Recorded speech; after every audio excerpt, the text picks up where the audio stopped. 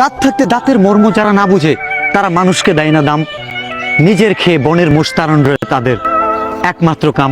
এখন TikTok, Facebook সব দিকে শুধু থটস অফ বিল্লাল চারিদিকে শুধু এখন থটস অফ বিল্লাল নিয়ে নামই চলতেছে।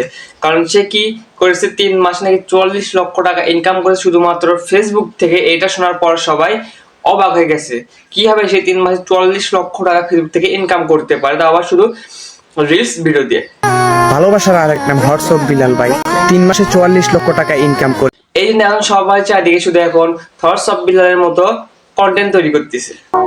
কন্টেন্ট ক্রিয়েশনের জার্নিটা শুরু হয়েছিল থটস অফ বিলাল ভাইকে দেখে। একজন দুজন না, এখন হাজার হাজার মানুষ এখন এই থটস অফ বিল্লালের মতো কন্টেন্ট তৈরি করতেছে। অনুপ্রেরণার আরেক নাম থটস অফ বিল্লাল ভাই।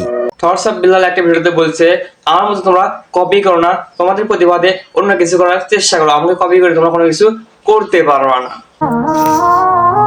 থটস অফ বিল্লাল ভাইয়ের মতো স্বপ্ন করেছি হৃদয়ের গহীনে, সীমাবদ্ধ এই জীবনে ভাইয়ের মতোই চেষ্টা করে যাব, দেখা যাক কি আছে কপালে। থটস অফ বিল্লালকেই অনুসরণ করতেছে শুধু থটস অফ বিল্লাল এটা হচ্ছে সেটা হচ্ছে, অনুকরণ করতেছে থটস অফ বিল্লালকে। অনুপ্রেরণার আরেক নাম থটস অফ বিল্লাল, অনুপ্রেরণার আরেক নাম থটস অফ বিল্লাল।